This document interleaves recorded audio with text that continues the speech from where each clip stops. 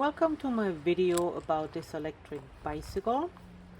It's a folding bicycle, that's why I got it, and it does come with two keys. That's what I'm showing here. One key is for the battery, where you turn on to ignition, and you can also turn it to the other way, or to unlock the battery so you can take it out. You also have to plug in the battery. I think for safety reason it comes unplugged.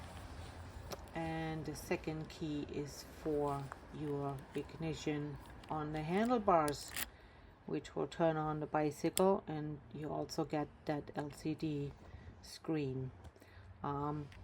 Apologize for this video here. It's the first time with the chest mounted camera. We're switching back to something else in a second. So here we are, and off we are down the driveway. Real rough gravel. And one oddity, this does not have a split throttle. It's all in one, which means you got to be a little bit careful until you get used to it. Otherwise, when it's turned on and you try to push it, it might just run away on you. Few words to this bicycle. If you watch my previous videos, no, I'm not collecting them, and I'm not paid for buying those electric bicycles, but I have friends and family who like to go out for a ride with me, so everybody needs one, I guess. These guys call it the Otiamlar, or the Otiamlar, whatever you want to pronounce it.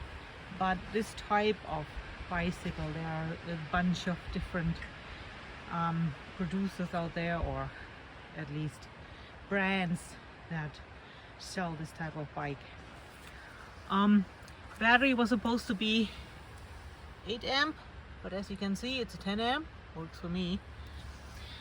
The rear seat here is just basically just decoration. Underneath is the controller. I think that's the way they figured they can protect it best. So this type of bike comes, like I said, from several different producers, manufacturers, and they're all made more or less the same way. This one, however, has not the LED light display, but the real little LCD display. I'm charging it right now, so I don't want to turn it on. Just want to point out that also this one has a phone folder, and underneath a charge, that is a charge port. Let's see, charge port, there you go, USB charge port, which is kind of cool. Sorry, my thumb, I hurt myself there. And also this one has a signal, so this is actually the signal light for the rear, which I highly appreciate, so I don't have to hang out my arm. What happened here? It's a little crooked. Oh yeah, talking about crooked, the handlebars are slightly off center, leaning towards the left. So once you get past that, as other people said, it's okay. The ride is fantastic. I mean, that's basically where the money is for this bike, and what I got it for. It's a super comfortable ride. So you have that bigger, broader saddle, and you have 3 suspension points, 1, 2, and 3.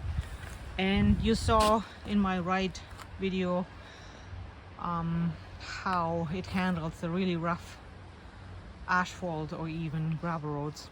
So that's a big thumbs up for this one.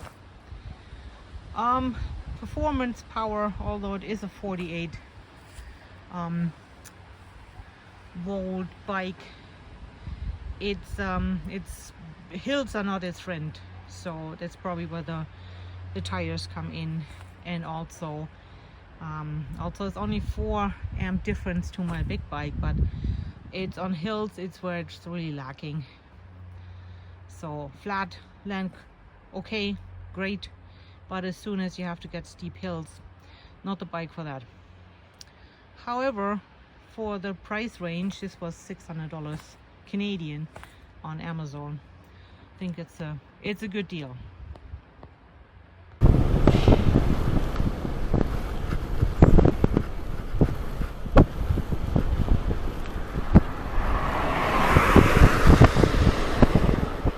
Okay, so here we are out for a little ride along the main highway and this goes slightly uphill, and this is in the level 3 paddle assist, and I have to do a little bit paddling but not bad, and it's basically you just go through the motion, and then it has a little bit of a strange algorithm in the controller. It pushes you faster somehow.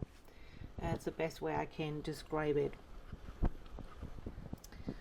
So yeah, ride is pretty good. Battery life, I did the range test and it seemed to be that you are getting between 30 and 40 kilometers, so 30 kilometers when you use it for a lot of just cruising, right, without paddling. And I think you can do 40. Oh, see, that guy was a little bit too close to me. But that sometimes happens. And that's the reason why we switched over to a nicer, calmer road for the rest of this little ride. So, yeah. I'm pretty happy with it.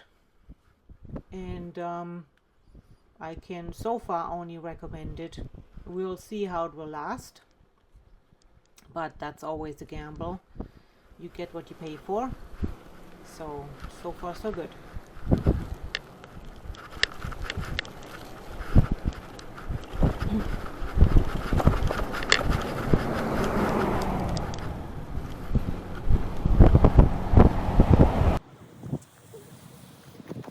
Some people also refer to this bicycle as a clown bike.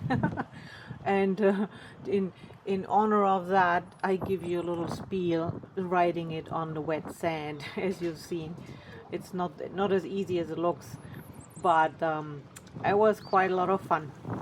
So thanks for watching.